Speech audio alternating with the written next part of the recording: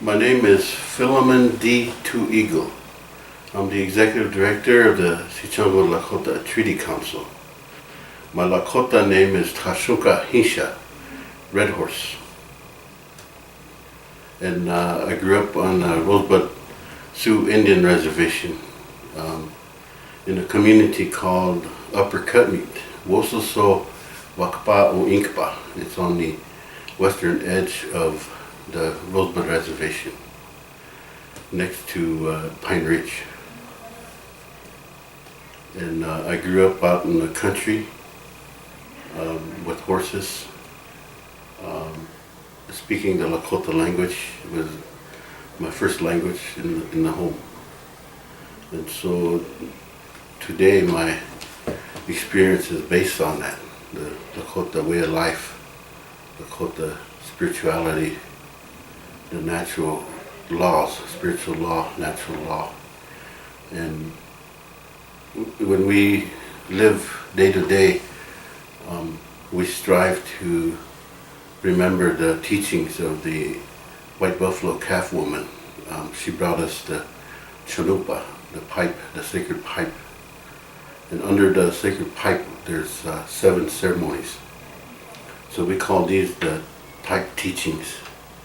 And so when we have those teachings, we reach different levels of knowledge and wisdom, and to a special level for caring for our people and for Mother Earth and the way of life, the animals, everything. They call them the four-legged, and the winged, and the creatures in the ground. And everything has life. The trees, the rocks, the water, the fire. Everything has, to us, everything has a life or spirit. It's important to remember our spiritual ways. When our elders teach us that where we came from. We came from, if you look in the sky, you'll see the Big Dipper. And in that Big Dipper, there is a black hole in there. And our spirit came through there. It came through there, and as Lakotas, we have Lakota astronomy, Lakota star knowledge. So our spirit went to 2 of the 13 Lakota constellations. And those are tied to the land, to the sacred sites in the Black Hills and different parts of the country. This country we call Turtle Island. So our spirit, it visits 2 constellations. One is the lizard and one is the turtle. For the male, it's the lizard, and for the female, it's the turtle. So when after you visit, your spirit visits the one of the constellations, you come to Earth and you're born into a family. We call it Tiwahe.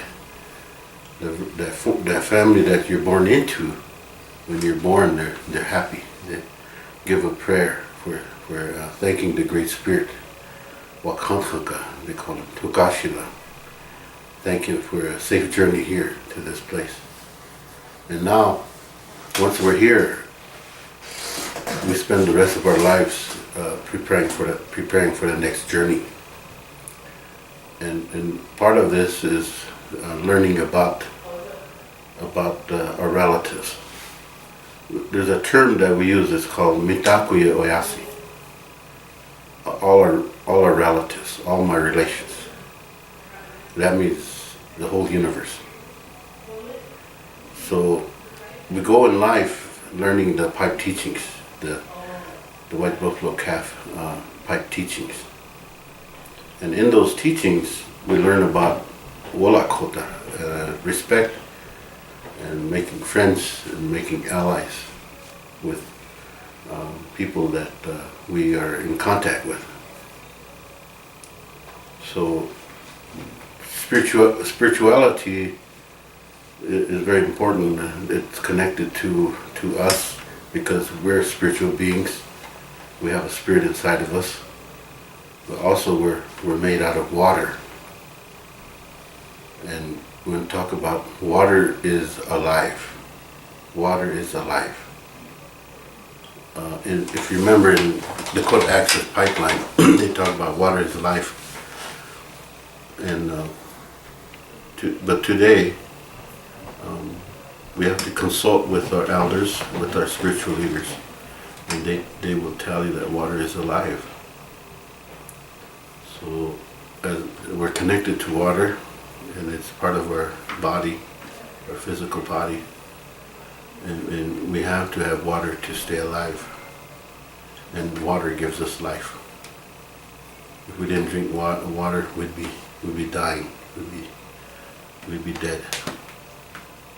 On the Rosebud Sioux Indian Reservation, we have the Keystone XL pipeline coming through our land, our territory, our Sicangu Lakota territory.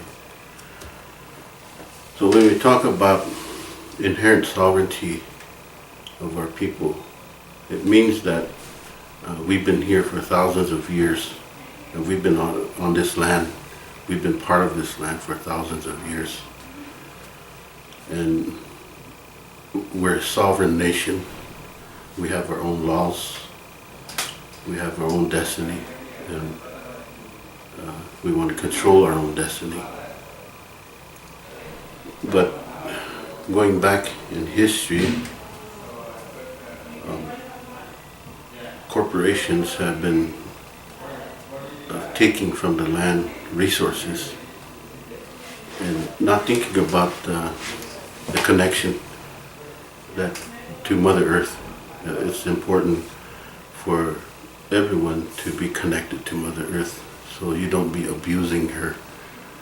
Right now we have climate change, global warming. Mother Earth is crying in pain, screaming in pain. Mother Earth is screaming in pain because corporations are taking from her the oil, the diamonds, the coal. You can see throughout the world that the hurricanes and earthquakes. We even had an earthquake here on Rosebud not too long ago. It wasn't a big one, it was a small one. The fracking, it's causing damage to the Earth's probably crust, the skin of Mother Earth. So if you're a corporation and you're raping Mother Earth, you don't have enough, all the money in the world that you have is not going to be enough to stop Mother Earth's wrath. So you need to think about that and to have respect for Mother Earth and Mother Nature, the wind, the water, the earth, the rocks, everything has a spirit in it. So we need the world the whole world to learn about connecting with Mother Earth wherever they may be.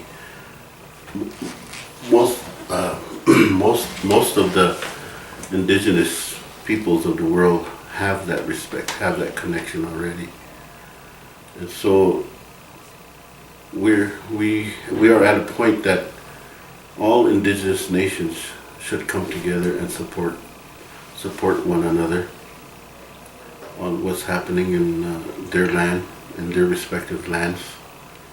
And there's a need for us to stand on our inherent sovereignty, that we were here for thousands of years and we're going to continue to be here for thousands of years. So come and help join the fight against the Keystone XL pipeline. Thank you.